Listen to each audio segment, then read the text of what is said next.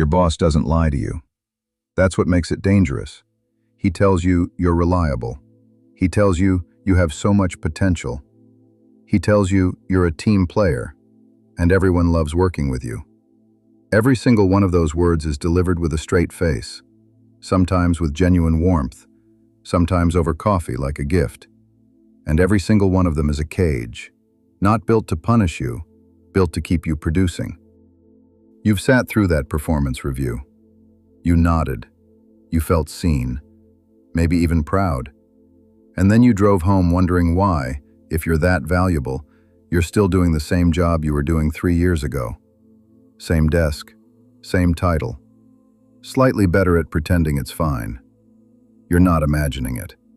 The language your boss uses around you isn't accidental. It's functional. Every label is a position description, not for your resume, for his game board. What he says out loud is the mask. What's underneath it will cost you something to look at directly. You're my most reliable person. You've heard it. Maybe you've said it out loud to yourself on Sunday night to justify going back Monday morning. Here's what reliable actually means to your boss. You are a load-bearing wall. Not a window, not a door, a wall. Walls don't get promoted. Walls don't get moved. Walls stay exactly where they are, because the moment you remove a load-bearing wall, the ceiling collapses. Your boss knows this. That's precisely why he says it with a smile instead of a raise. The Roman legions had a class of soldiers called the triarii, veterans, the most experienced, most battle-hardened men in the entire formation. They were placed on the final line, specifically because they could absorb maximum punishment without breaking. Their competence was not rewarded with command. Their competence was their sentence. They existed to prevent collapse, and they were never moved forward. You're in the conference room. It's Q3. Someone dropped the ball. Everyone is glancing around for who's going to absorb it. Your boss looks at you, not with desperation, with certainty. He already knows the answer. You'll handle it. You always do. I knew I could count on you. And you smiled, because it felt like recognition. It wasn't. It was inventory management. You'd say your boss values you. He does, the same way a machine values the part that never breaks down. The same way a structure values the wall that holds everything up, until the day it doesn't. You think reliability is a virtue that gets rewarded.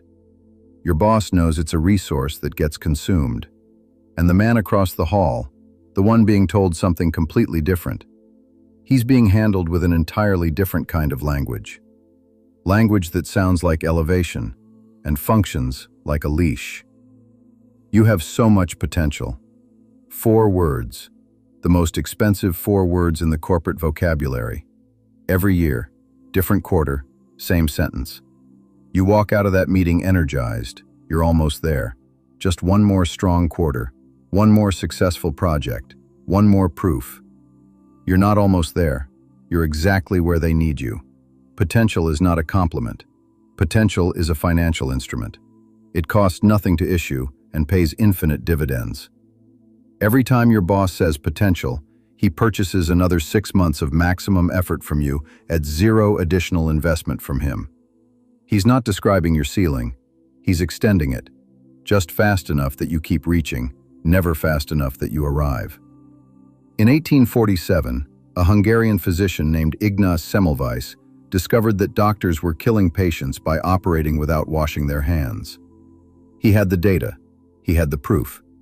He brought it to the men in charge, men who had built their entire careers on the existing system.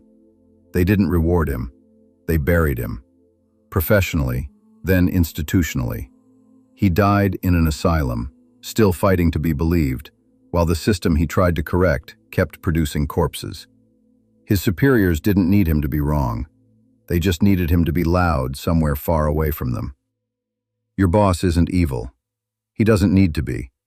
He just needs the engine to keep running. And the man labeled potential runs the engine harder than anyone, because he's still trying to prove something. The moment you stop trying to prove yourself to him, you stop being useful to him. He knows that. He's betting on it. Potential isn't a promise. It's a leash dressed as a crown. You're at your desk at 9 p.m. The office is empty. Screen light. You just finished the deck, the one that's going to be different. You stare at the sent confirmation for a second. Something in you says, this time. It won't be. But the third label, the one that carries no sting, no urgency, no obvious threat, that's the one doing the quietest damage. Because it doesn't target your ambition. It targets something older, something you didn't even know was being used against you. You're such a team player. Everyone loves working with you. This one doesn't hurt. That's the architecture of it. The reliable label makes you work harder. The potential label makes you chase longer. The team player label does something more surgical. It makes you small without ever using a blade. It makes you feel seen while removing your edges. It rewards you for being frictionless in a system that profits from your smoothness. Team players don't lead. They enable. They are the human infrastructure, invisible, load-bearing, and completely interchangeable the moment they ask for something in return. There is a Japanese concept called shokunin, the master craftsman who devotes himself entirely to the perfection of his work, placing craft above self. In traditional Japan, the shokunin is revered. His dedication is sacred. But in a modern office, that posture is a trap.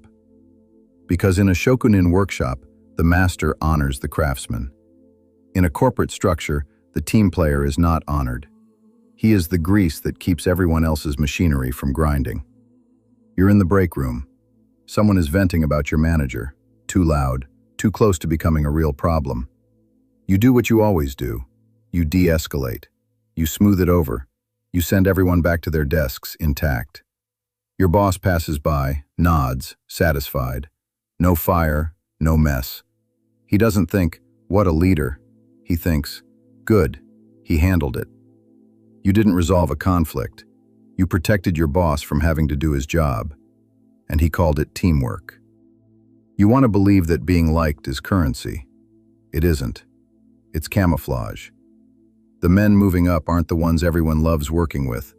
They're the ones everyone is slightly afraid of disappointing. 3 labels, 3 cages. Reliable, potential, team player. Each one was chosen, not to describe who you are, but to define what you're for. And as long as you're wearing them without examining them, you're not building a career. You're maintaining someone else's architecture. Most men will feel a flicker of something uncomfortable right now, and then go back to being what their boss needs them to be. The label is familiar. The alternative feels like standing in a room with no walls. But you're still here. That means part of you already knew. You didn't need me to tell you. You felt the gap between what you've been told and what's actually true. You just needed someone to say it out loud, without softening it into something easier to swallow. That's not motivation. That's pattern recognition. And if you want to keep seeing patterns that most people are trained to ignore, you know where to find me.